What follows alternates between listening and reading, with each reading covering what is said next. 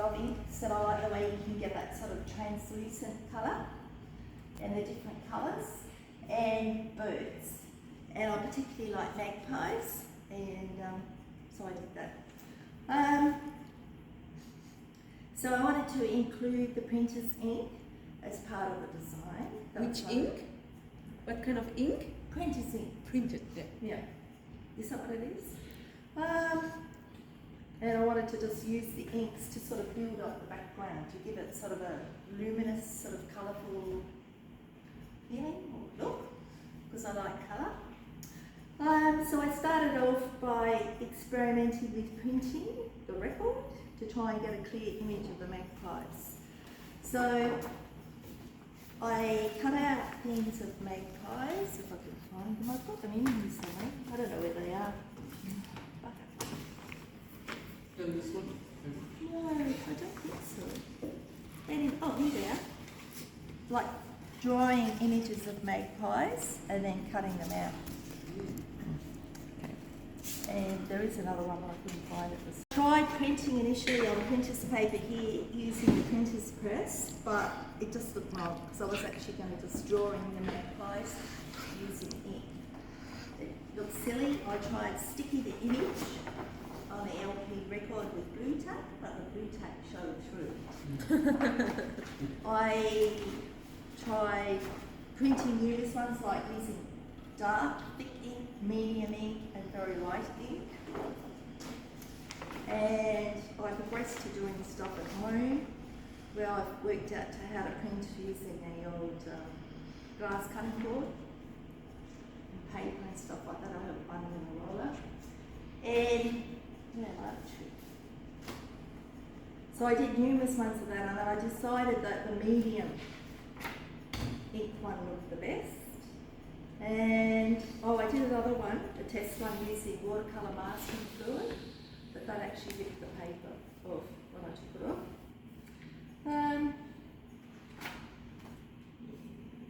Template from tape, so we made a template of the size of A2 paper, and where the record was ready to go. And anyway, I rolled the ink over the record.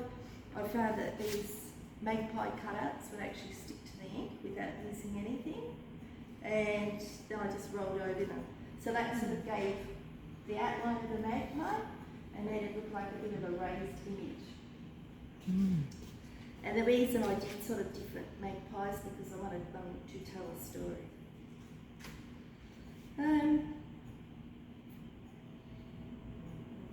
So I used the medium ink print. Once it was dry, I sprayed it with that matte adhesive, because when you put the inks on, it sort of leaches into it and makes them look sort of darker and sort of murky, and that seemed to work quite well. I drew a 200 black felt pen to make them stand out more. The white for the feathers and the beak, I tried fiddling around with that, but I found the best thing was to use, this is a acrylic pen, that worked well. And then I just got this white ink, and I don't know what this thing is called, but I found this in an art shop, and it seems to get bigger blobs. Do you know what that's called? Oh, that's for, you put like a lead in it for, technical drawing, that sort of thing. Is it? Don't you usually, put like a bit of lead in the end? Well, anyway, I just dipped it in the ink. I thought it was something. It worked. It seemed to get sort of good blobs of ink. Innovation. And then I used that sort of to make the feathers and the beak. And I also used it to put on the blobs, draw the gold stuff and the gold blobs on it, just to sort of give it a bit more depth and a few highlights. And this is gold stuff that I use. It's sort of, I don't know whether it's ink or what it is, it's just my art from the cheap shop. Mm-hmm. But it seemed to work well.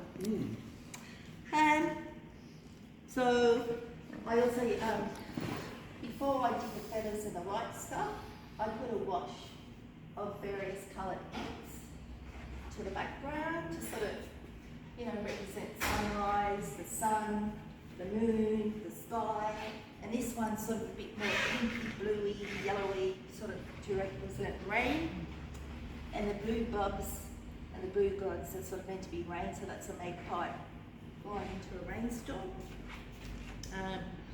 What else is there?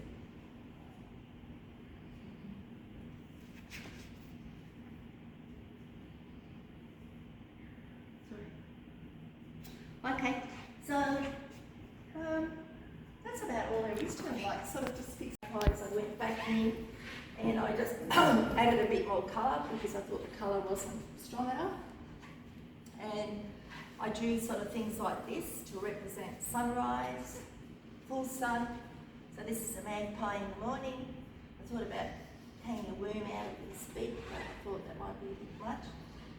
And this is the magpie flying across the full sun, the magpie flying into the rain, and this is the magpies at night time. That's the moon. So they're consecutive and they all relate to each other by theme, which is magpies and the LP record, and the magpies are all doing something like what they do in a day, and that's it. So these are sort of experimentations that I did, trying to get with different paper. This is printer's paper, the paper, because when I went to the art shop on the Gold Coast, they didn't have any printer's paper. But I actually prefer it on this than this type of paper.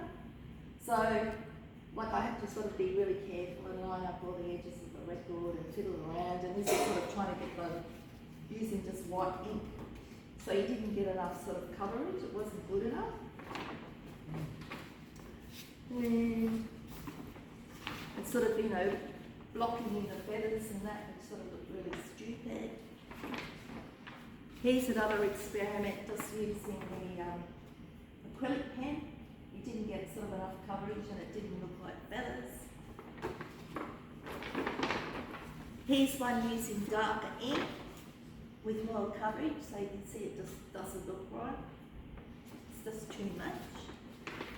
This was another experimentation with magpies flying across the sun. Its beak's meant to be back there, but it's missing.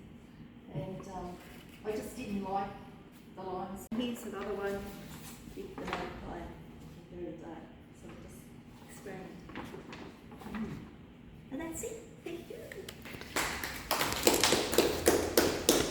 I love how much experimenting you have done and how you have found like your own technique. Yeah. Like just like try this and try that, and that sounds like you are very clear in what you wanted, and then you just have like really perseverance and persistent in making that happen. I had an idea. I could see what I wanted, but usually, like, so before I did this course, I just go and do it. I'd never think about stuff properly, think through the process or experiment. Yeah. There was no experimenting, no drawing, nothing. Like, I just get in there and like that. Yeah. But it has taught me that if you do experiment and try different things, that you get a better outcome and a better finish. Yeah, I can really see your progression with that. Oh, yeah. And then you're beginning, you were just like, I like flowers, and here you have like a whole progression of what's happening through the day. Like there's a storyline there. Yeah, I wanted them to tell a story. Yeah. And sort of show, the different things that magpies do. Absolutely. And it Because sort I of love reflects. magpies. Sorry, you like? I love them, Oh, yeah. They remind me of my sorry. mother. She used to feed them, you're not meant to feed them. But where I live, there's heaps of magpies. And you can always hear them singing, or the butcher birds singing, Yeah, or beautiful. different birds, and they sort of hang around and things like that. So I don't feed them. So would you continue with this technique? Would you develop it? Well, I would like to do more printing. I don't know whether I'll keep using the format of records, or, maybe if I could find an e-print record, I could try printing an e-print record or something like that. So, Are they a different size? yeah, there's formats. Oh, like the little 45 thing, yeah. I really love printing. I really, really enjoy it. Yeah, And really good. I would, like to continue, fiddling around, experimenting, because I like making stuff Mm. and creativity. I really love the record, and so it creates the round format, and I think that you're working with that really well. But I think it's kind of genius to be printing LPs as well. I think that's wonderful. Yeah. And I'm wondering, is there a symbolism for you of what the record is? No, there isn't actually. Initially, when we couldn't go to tape last term, and I thought, I wanted something that had like round sort of going around, and I thought about writing poetry or rhymes sort of going around the record in the ridges, but I couldn't get the ridges to print. Yeah. I haven't been able to get them to print at all. And even when you do that, they just don't come out. Yeah. So that's how it happened. And then I sort of got into making this, putting ink all over them and stuff like that. And I love the effect of sort of the ink dripping and stuff like that. But it wasn't really good enough for this. Yeah. Mm. Whereas this is sort of more, I don't know, comprehensive, more finished, and it incorporates more things to do with drawing. So the thing with printing is, although you draw the image, you know, if you're going to do a, what do you call those things? The lino cut or something, you actually draw the image onto it, but it's not really drawing. Mm. So I had to, you know, think of ways to make it sort of a drawing thing, not just a printing thing. Mm. Yeah. Yeah. Very successful. Yeah, it's good. Very good, George. Oh, just 1 second. Good. Great, George. Bravo! Congratulations. Yeah, well done. We'll just get individual. 200 black felt pen to make them stand out more. The white for the feathers and the beak. I tried fiddling around with that, but I found the best thing was to use, this is a acrylic pen. That worked well. And then I just got this white ink. And I don't know what this thing is called, but I found this in an art shop, and it seems to get bigger blobs. Do you know what that's called? Oh, that's for you put like a lead in it for for technical drawing and that sort of thing. Is it? Don't you usually put like a bit of lead in the end? Well, anyway, I just dipped it in the ink. I thought it was something. It worked. It seemed to get sort of good blobs of ink. Innovation. And Yeah, if you, and then I used that sort of to do make the feathers and the beak. And I also used it to put on the blobs, draw the gold stuff. And